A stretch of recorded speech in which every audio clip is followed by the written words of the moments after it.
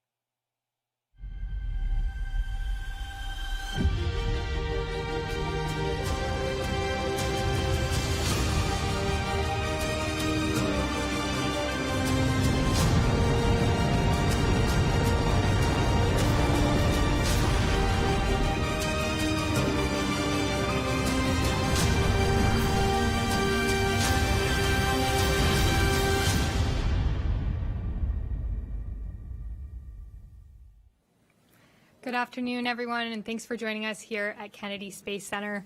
I'm NASA Press Secretary Jackie McGinnis, and we're joined today for an Artemis update by NASA leadership and our Artemis II crew. They just got a first look at the spacecraft that will take them to the moon. And unfortunately, we only have 45 minutes today for this briefing, so we'll try and keep it short. Joining us, we have NASA Administrator Bill Nelson, Deputy Administrator Pam Melroy, Associate Administrator Bob Cabana, Associate Administrator for the Exploration Systems Development Mission Directorate, Jim Free, Artemis II Commander Reid Wiseman, Pilot Victor Glover, Mission Specialist Christina Koch, and Mission Specialist Jeremy Hansen. First, I'll hand it over to the Administrator for a quick update. Thanks, Jackie. The fact that the crew has seen their spacecraft now, this is another major step of us going back to the moon. Remember, we're going back to the moon. It's actually a different moon. We're going to the South Pole. We're going to see several spacecraft, some too, perhaps, from other nations that are going to be landing on the South Pole in the near future, perhaps this year. So there's a renewed interest in the moon.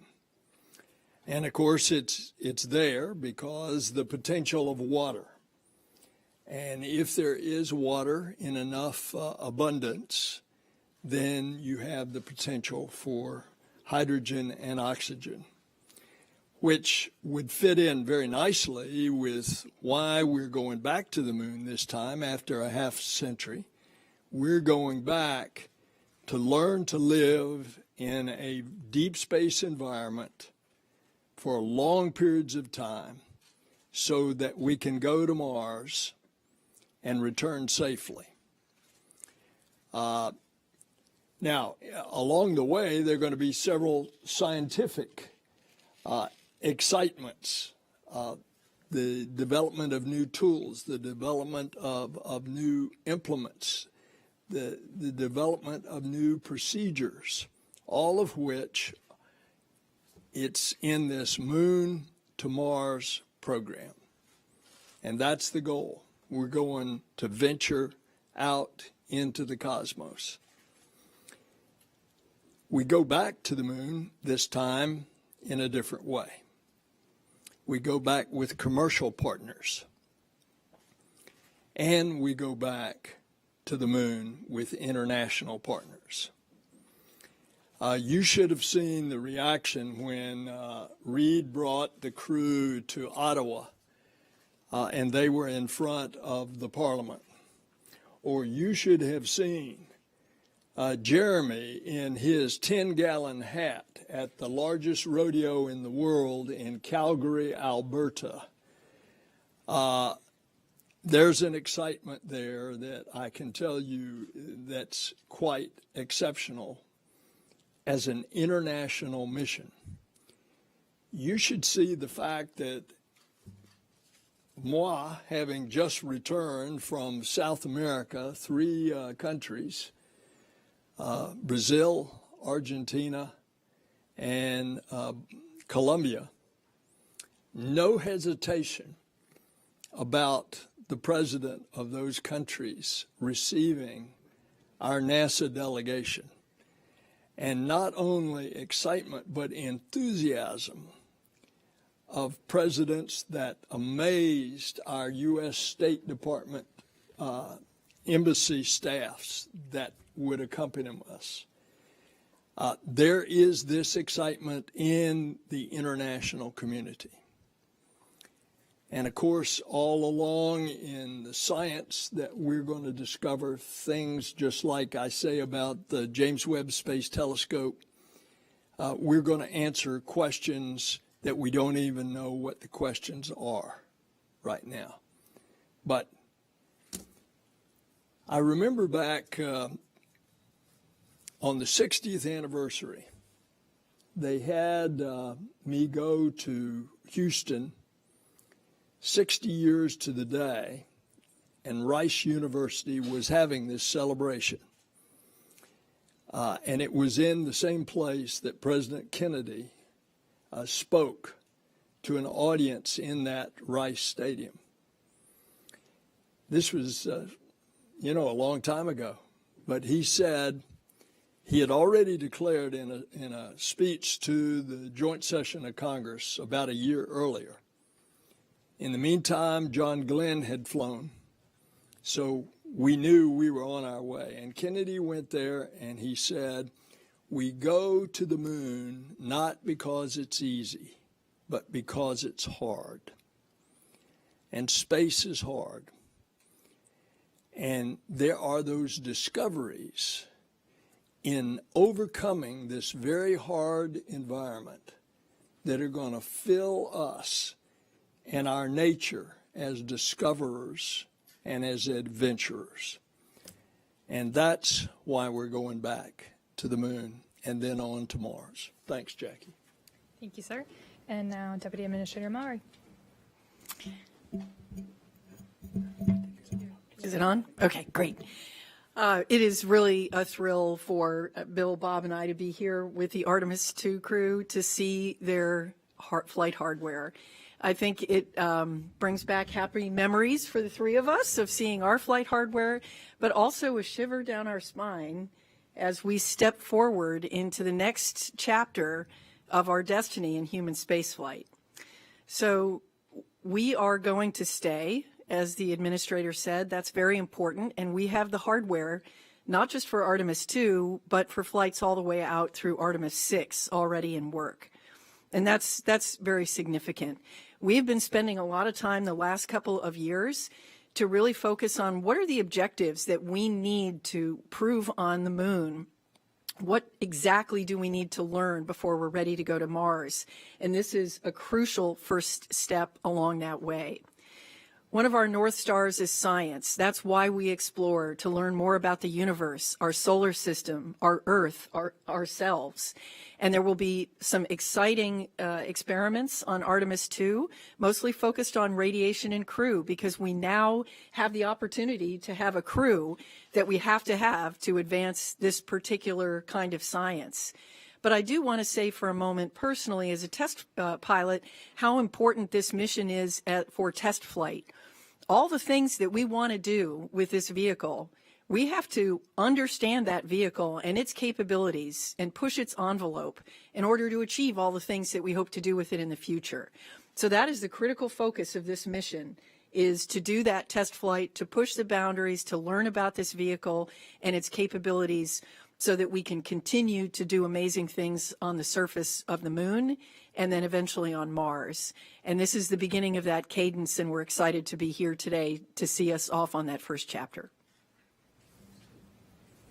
Well, I just want to say that it's always great to come home to Florida and KSC. This is where the action actually is, and not up in Washington, although it's a different kind of action up there. And it's great to see the crew. It's great to be part of this leadership team. This is our crew up at NASA headquarters, and I can't think of a finer team to be a part of than with these two. This crew down here, they're something special. They are really great people, very accomplished. And seeing them see the spacecraft, you know, I know when they saw it, it makes it real. They know that they've got a mission that's coming up. You know, I think back to when we were seeing the modules of the International Space Station when they were just an aluminum shell, and watching them come together and be completed. We knew we were going to have a mission when we got to go up and assemble the space station. It really makes it real. They got something to look forward to, and I envy them. I know these guys really well, and I'm very concerned about their health and safety. And I want you to know that as we move forward, going to the moon, going to the South Pole, safety is going to be paramount. It's not without risk, but we're going to do our very best to understand all the issues, the risks, to mitigate them as best we possibly can to ensure the safety of this crew. And that means a lot. And I want you to know, having lived through Challenger as a young astronaut candidate and through Columbia in a senior leadership position, we're going to do our absolute very best to ensure that when they strap in, we have done all that we possibly can to ensure their safety. We're learning a lot from the first Artemis test flight, Artemis I, and that's going to help prepare us for Artemis II. And Jim Free, my good friend who's leading this exploration effort for us, will share more about that. It's great to be here. Thanks. Thanks, Bob. Good afternoon, everyone. Great to be here. I guess I'm my own crew here because there's a crew there and a crew there. No, it's really great to share with you where we are with the hardware.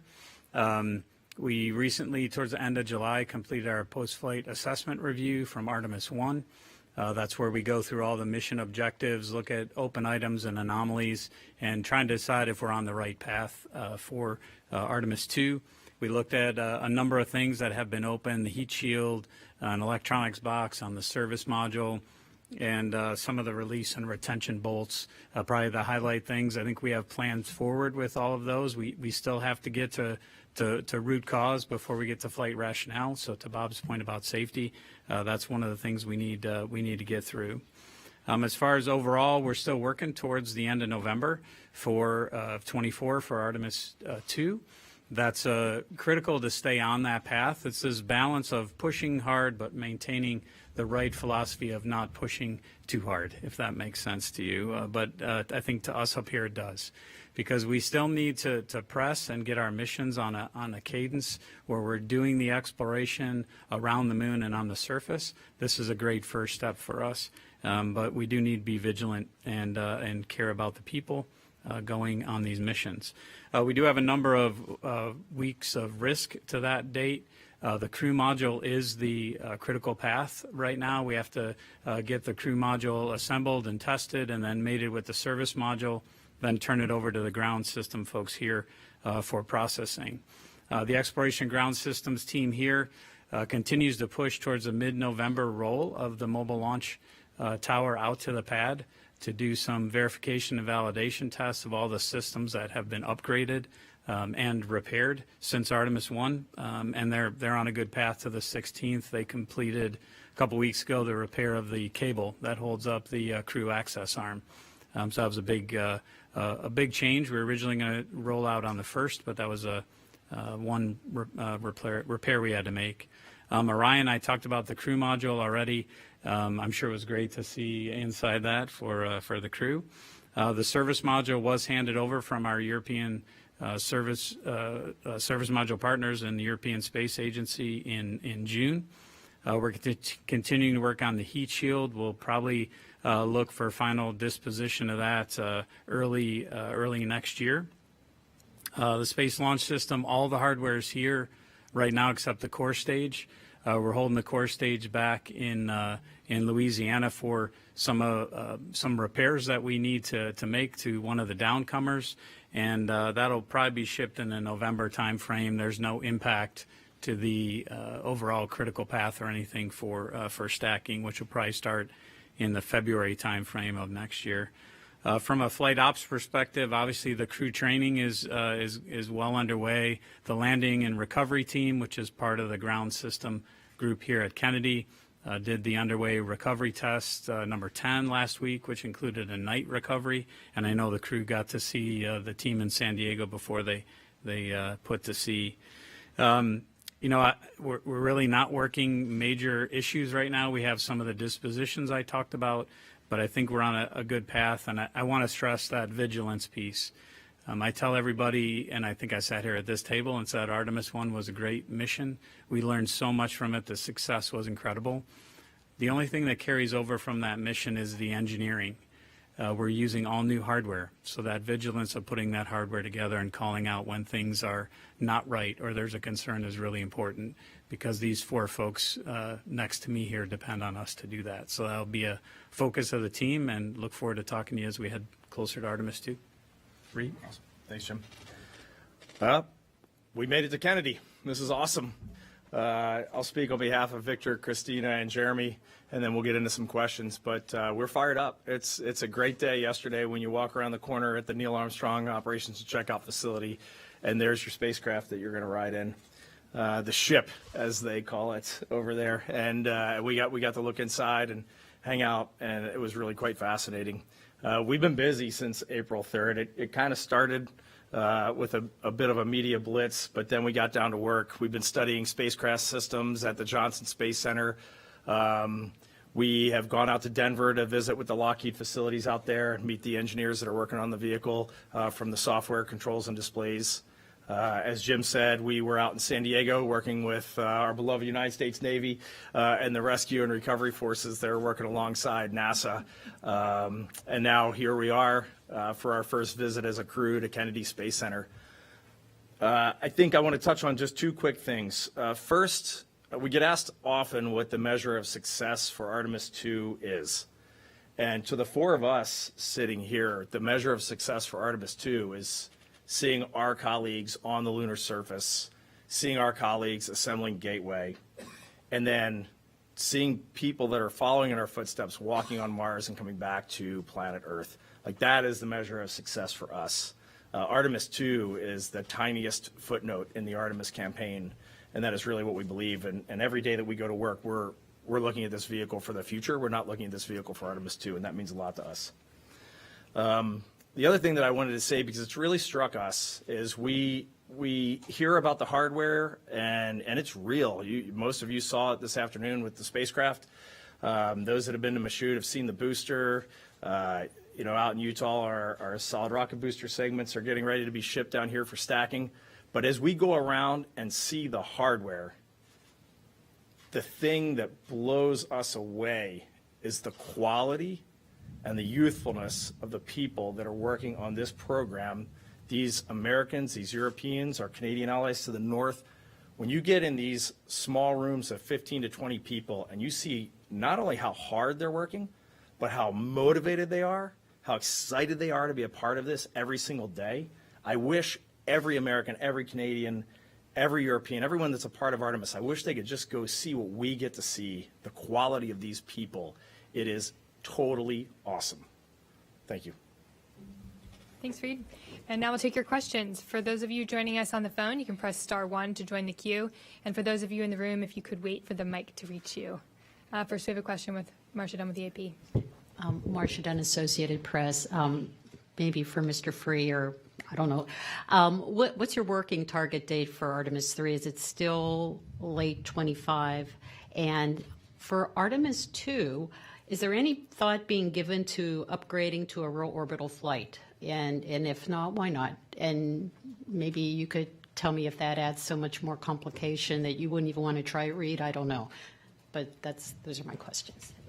Yeah, so for Artemis III, We're still working to our contractual dates with everyone, which is the December of 25. We did receive a updated schedule from SpaceX that we're looking to get some more detail on. We were at Starbase a couple weeks ago and really spent some time going through their major milestones to the Artemis III mission, which includes a prop transfer mission as well as the uncrewed demo. So really kind of sharing our philosophy, their philosophy, where they are with the hardware, trying to understand their schedule some more. So I think we'll look at that and update around that in the near future after we have some time to digest it. But what we're holding all the contractors to is that December of 25 date. We may end up, flying a different mission if that's the case. If we're have these big slips out, we've looked at can we do other missions if the possibility exists there. But right now we're still trying to look at their schedule.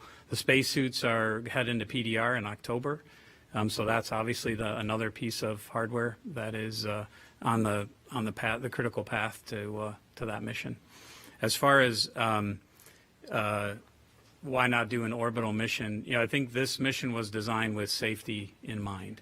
So we're going to spend that 24 hours in Earth orbit. That was the first gate of can we get all the systems checked out before we're committed to go to the moon. So that was the first aspect of safety. The second was what can we do to make sure that we can get the crew home safely, even if we lose all the propulsion capability on the Orion main engine. So we're going to do that burn and do the lunar gravity turn so we don't have to take that risk. So everything about risk, even the crew size, we try and focus on what's the right crew size for all the tasks that we have to do versus the risk that we put them at to fly the mission.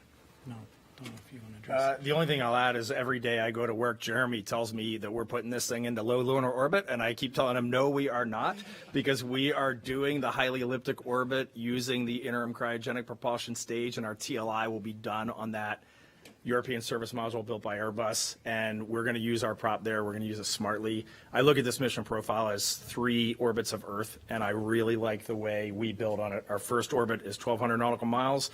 We get that first 90-minute checkout of spacecraft systems, and if there's something that our mission control teams in Houston don't like, we come home.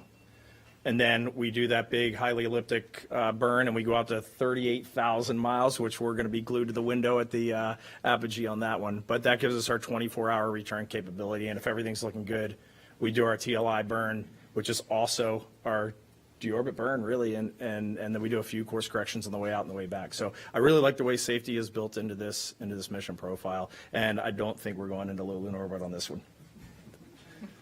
Thanks all. Tom Costello with NBC. Here in the middle.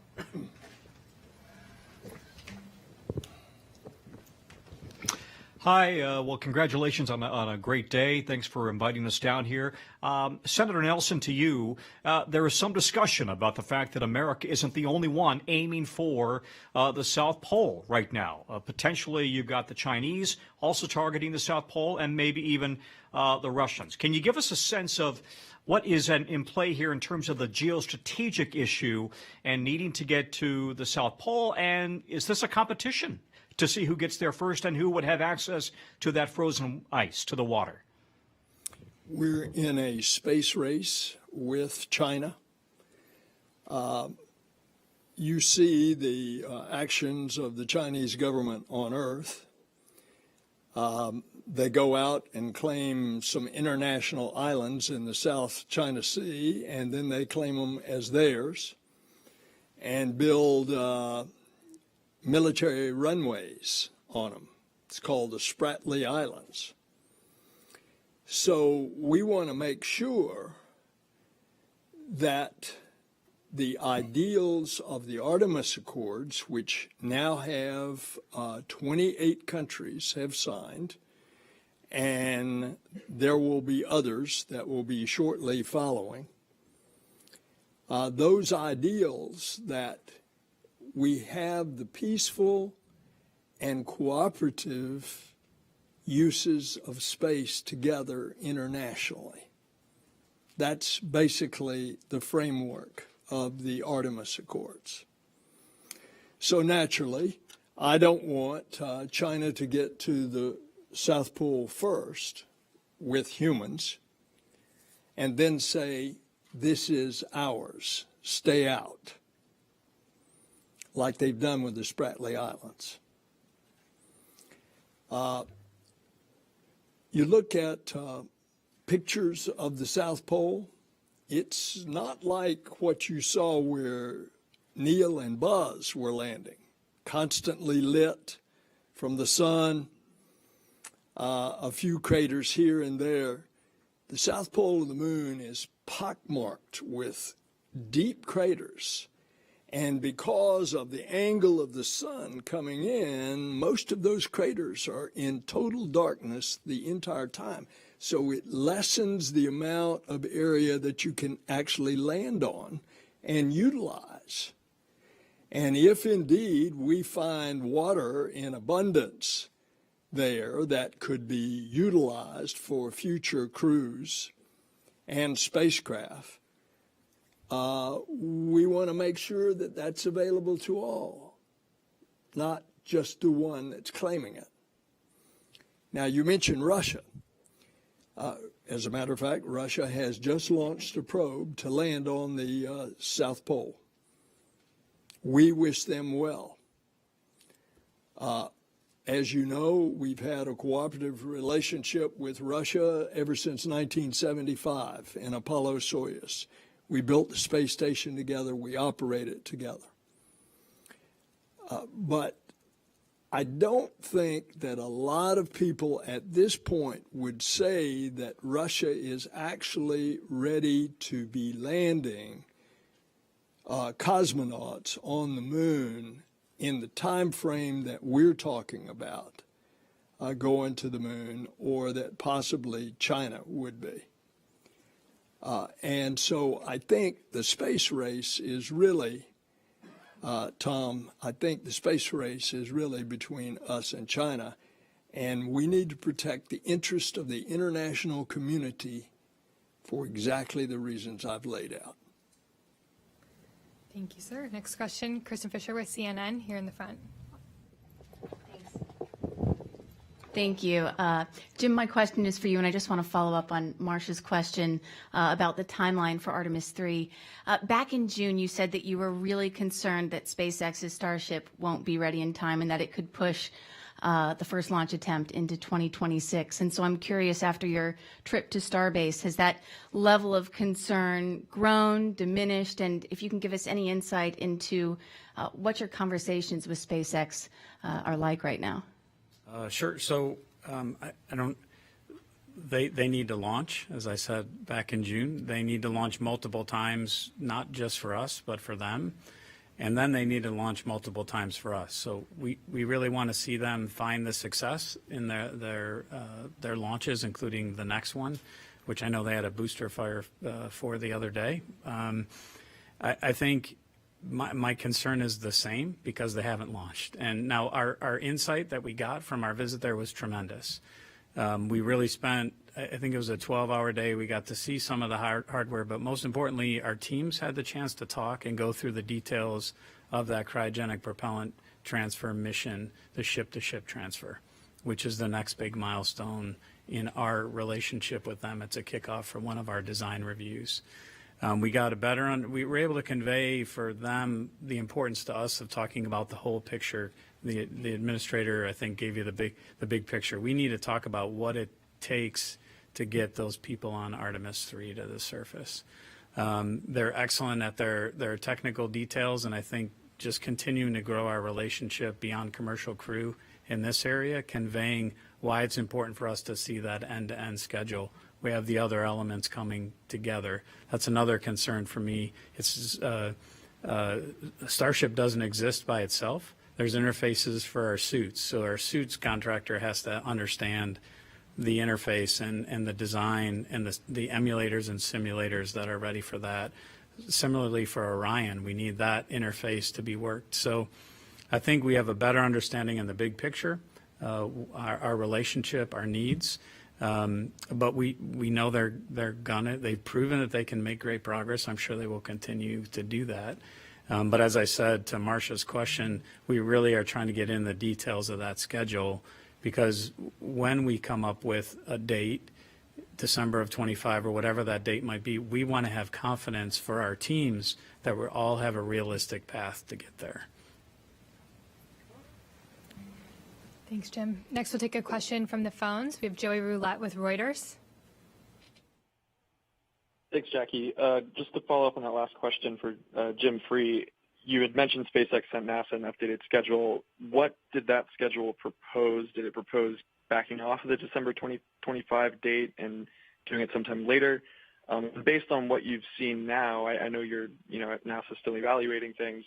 What do you think is a realistic date for that mission based on what you know now? Thanks. Thanks, Joey. I think my mom's probably watching this and she'll say, never did I think that Jim would get more questions than the astronauts on the panel. I think our teams are really trying to understand. I'm not going to give you a date, Joey, because our teams are trying to understand what are those trades. So we obviously have to go through a contract change when we make this, because we had a contractual date with SpaceX. And we need to understand where the pressure points are that they have, where our needs are with some of the emulators, simulators, and interfaces that I talked about, and then decide what's the realism of that. We don't want to kind of zero margin schedule. We have to understand what the margin is in all of this. So in order to do that, our teams have to interact. That meeting at Starbase I talked about was one of many. And then I think we'll come out in concert with the leadership team of the agency and say, hey, here's where we think it's realistic, what that date is. Thank you very much. Next question here in the middle.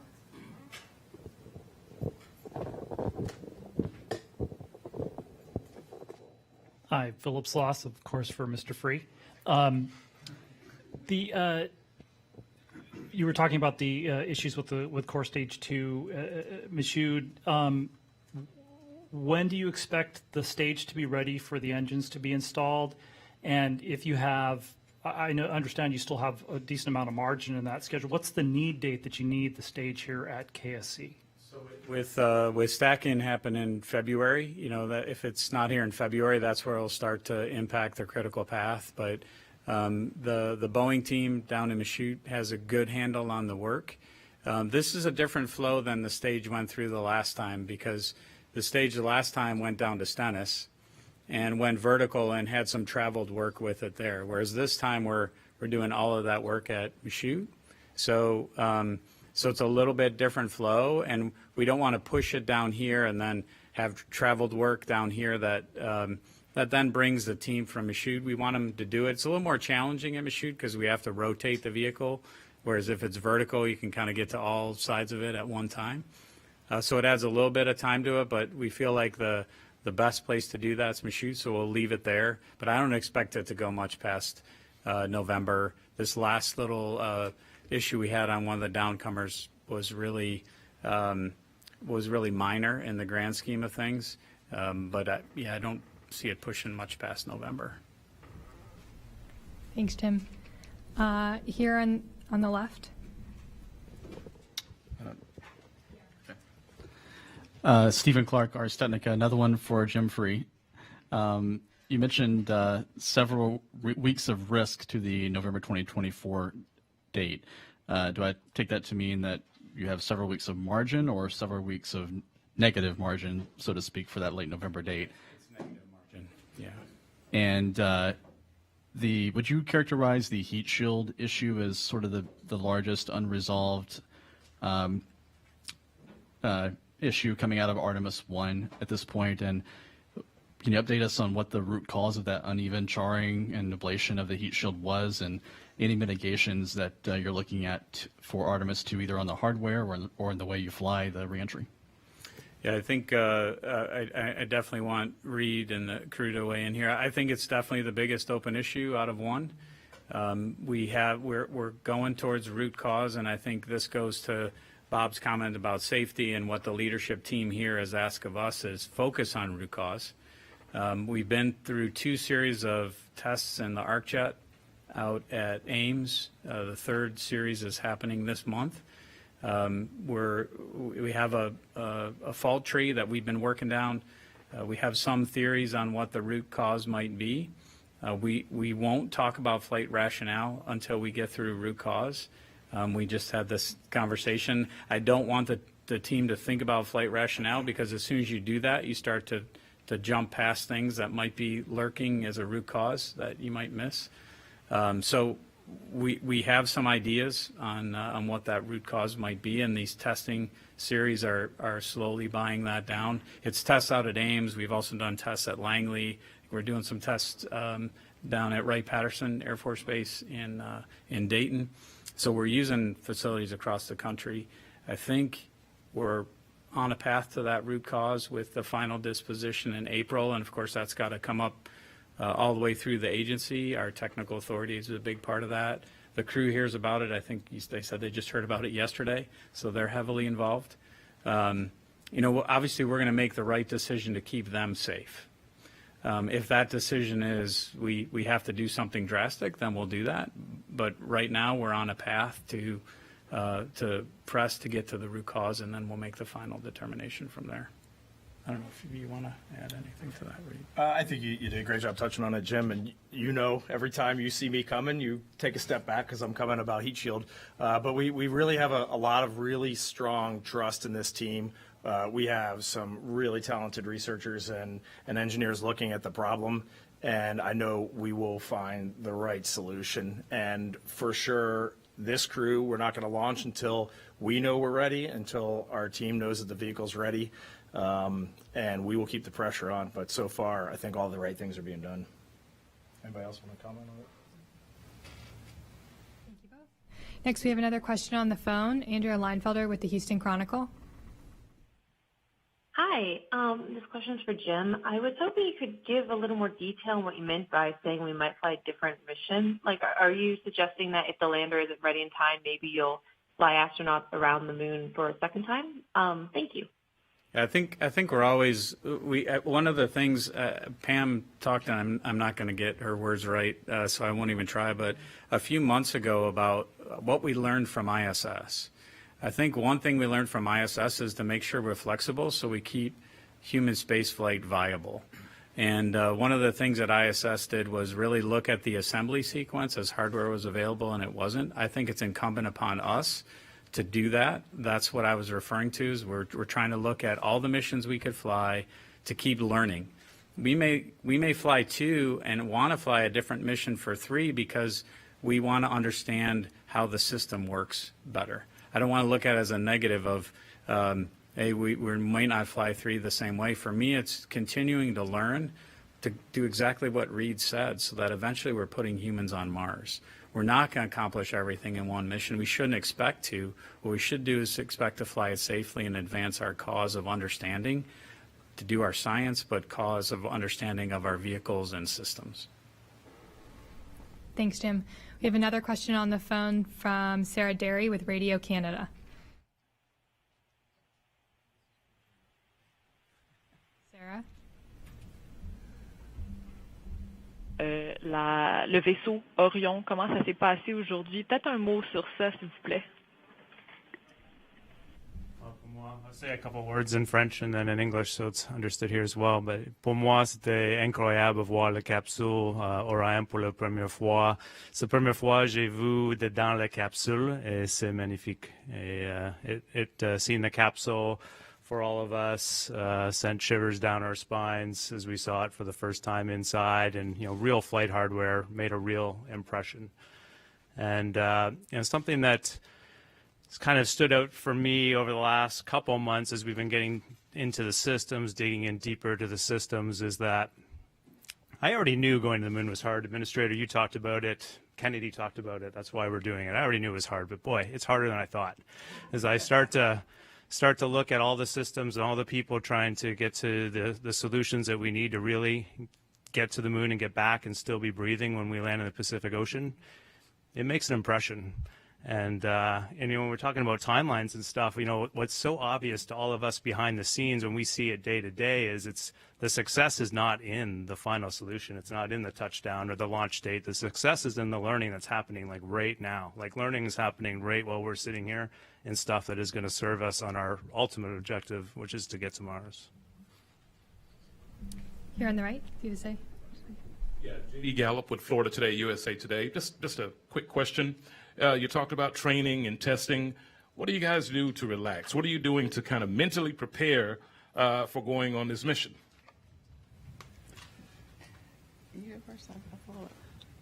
So, we spend a lot of time doing this, spending time with you all, sharing the good news. So honestly, when we're not doing this, that's a good time too. But no, we understand how important this is, and thank you for being here to share the story. But I have a family. I'm a husband and a father, and just the time that I get to spend with them, and they understand how hard we're working to make this successful. And so just being able to be home and truly relax, that is a win in and of itself. So it's great to be here, but it's also going to be great to get back home. Yeah. And, Victor brought up family, and I think one of the fun things that we do as a crew is get our families together. When we travel, oftentimes our families will come and they'll get to know each other, and that is really a great way to integrate. We feel like a family in and of ourselves, and I think they are also feeling that way. But just taking time.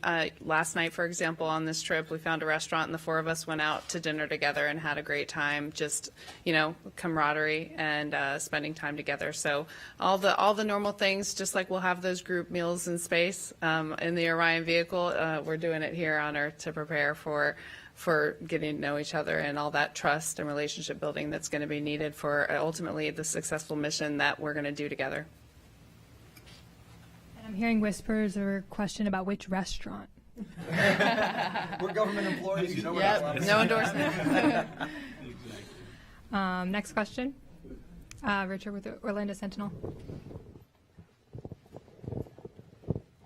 Hi, thanks. And this is for the astronauts. Sorry, Jim. Last time Reid and I were in the same room, we spoke. We had an Apollo astronaut telling us great stories. I'm wondering if each of you have had the opportunity to discuss with any of the people still with us who have already traveled to the moon, and if there's any inspirational stories that you might be able to share. Thank you. I almost missed a call from General Tom Stafford because I thought I was a telemarketer on the day that we were announced as a crew on April 3rd. And I did pick up the phone, and what really shocked me was how unbelievably excited he was that we are going back to the moon for the agency, for the nation, and for the planet. So that was my story. Yeah. And, someone who is very active in lunar science, period, and obviously the architecture that we're going to use to go back to exploring the moon and beyond is Jack Schmidt. He's still around. He's still very active. And to see his excitement and continued enthusiasm about this project is great. And so he's always been around. But someone who I've had some really interesting conversations with about recently, and he didn't go to the moon, but was an Apollo astronaut, Rusty Schweikert. And our conversation centered around human nature and ancient wisdom. And I'm gonna save it for later because I think he's gonna have a chance to tell some more of this story. But the ancient wisdom part was a really, really fascinating conversation. Good time for one more question. Here in the front. Yusuke Tomiyama, the Yomiuri Shimbun, Japanese Daily. My question is to Mr. Nelson. You mentioned the difference between the Apollo program and the Artemis program. One major difference is international cooperation. Japan secured the opportunity to both fly on the Gateway in the Artemis program, but the opportunity to land on the moon has not decided, so uncertain. What do you think about the opportunities for Japanese astronauts to land on the moon? This is a question that every country, every country in the world is asking. And, of course, the specific answer to your question will be decided years later. Thus far, those countries that will be represented by an astronaut going to the Gateway have participated in the planning and will participate as part of the Gateway, which is the mini outpost or space station that will orbit the moon. The question about landing on the moon is to be determined. Obviously, it will be as a result of a participation. In Japan's case, Japan is very interested in doing a compartmented, pressurized rover on the moon. That would certainly be a part of the consideration, but other nations are doing the same kind of planning for the future as well. So even though we have a U.S. ambassador in Japan named Rahm Emanuel, who constantly is asking me on behalf of the Japanese government these questions. Nevertheless, that's going to be determined some period in the future. All right, thank you all so much. Unfortunately, that's all we have time for today. I know we had a lot of outstanding questions, so please feel free to reach out to us in the NASA newsroom. You can learn more about NASA's Artemis missions at nasa.gov/Artemis, and I hope you have a great rest of your day. Thanks.